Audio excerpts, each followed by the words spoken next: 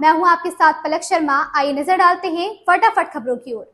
मुख्यमंत्री अरविंद केजरीवाल ने रविवार को आवास पर पार्टी विधायकों के साथ बैठक की। इस मौके पर उन्होंने कहा कि मेरे जेल जाने के बाद पार्टी और मजबूत हुई है। सभी विधायकों ने शानदार काम किया। दिल्ली के लोगों को बिजली, पानी, दवाई मिलने में कोई दिक्कत नहीं हुई। बैठक के दौरान सांसद संजय सिंह सहित सभी विधायकों ने संकल्प लेते हुए कहा कि हम एक सब परिवार हैं, हम ना टूटेंगे ना झुकेंगे, अब कई गुना ज्यादा ऊर्जा के साथ काम करेंगे।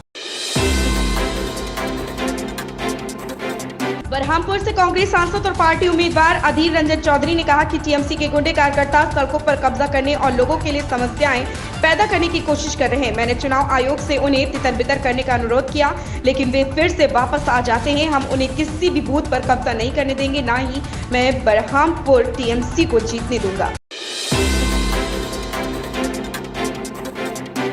बिहार के सारण में चुनावी सभा को संबोधित करते हुए प्रधानमंत्री नरेंद्र मोदी ने कहा कि यह चुनाव विकसित भारत के संकल्प का चुनाव है। आज दुनिया में भारत की साख भी है और भारत की धाक भी है। भारत का रुतबा बढ़ाने के लिए यह चुनाव है। यह चुनाव देश की साख, धाक और रुतबा बढ़ाने के लिए। उन्होंने कहा कि आपने मुझे एक जिम्मेदारी दी है और उससे मैं पूरी ईमानदारी से निभा रहा हूँ।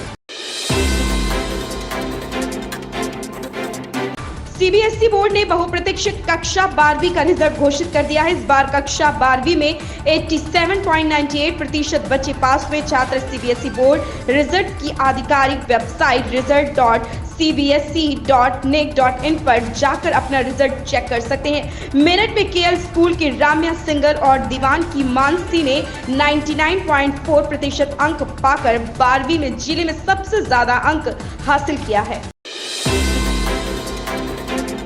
हैदराबाद लोकसभा क्षेत्र से भाजपा उम्मीदवार माधवी लता का एक वीडियो सामने आया, जिसमें वह मतदान केंद्र के अंदर मुस्लिम महिलाओं से बुर्का हटाने की बात कह रही।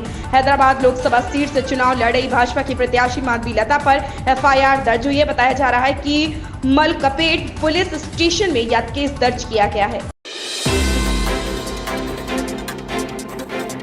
दिल्ली के मुख्यमंत्री अरविंद केजरीवाल को एक और राहत मिली। दिल्ली हाईकोर्ट के बाद अब सुप्रीम कोर्ट ने भी केजरीवाल को मुख्यमंत्री पद से हटाने की मांग को लेकर दायर याचिका खारिज कर दी। शीर्ष अदालत का कहना है कि उनके पास केजरीवाल से सीएम पद से हटने के लिए पूछने का कोई कानूनी अधिकार नहीं है। अफजाल की सजा को लेकर आज सुनवाई टल गई है। सपा प्रत्याशी अफजाल अंसारी और उनकी बेटी नुसरत अंसारी कलेक्ट्रेट पहुंचकर नामांकन कर दिया है। प्रस्तावकों के साथ अफजाल अंसारी की बेटी नुसरत अंसारी पहले नामांकन करने पहुंची। इसके बाद अफजाल अंसारी अपने प्रस्तावकों के साथ नामांकन करने पहुंचे। गाजीपुर लोकसभा सीट पर इस बार रोचक चुनाव होगा।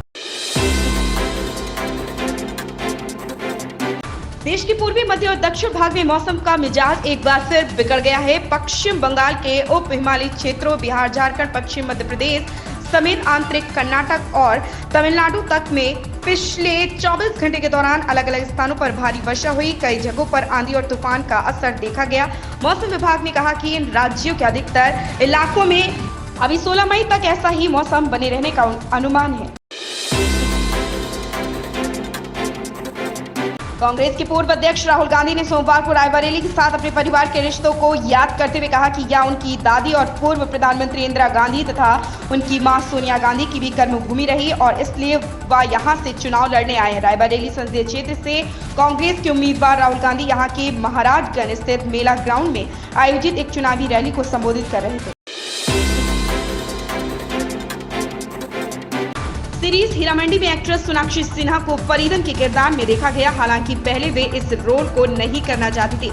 उनकी ख्वाहिश थी कि वे बिब्बो जान के किरदार में दिखे, लेकिन बाद में यह रोल अदिति राव हैदरी को मिला।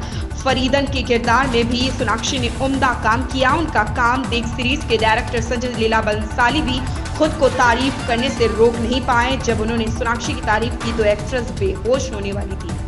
इन खबरों में बस इतना ही। बने रहे हमारे साथ।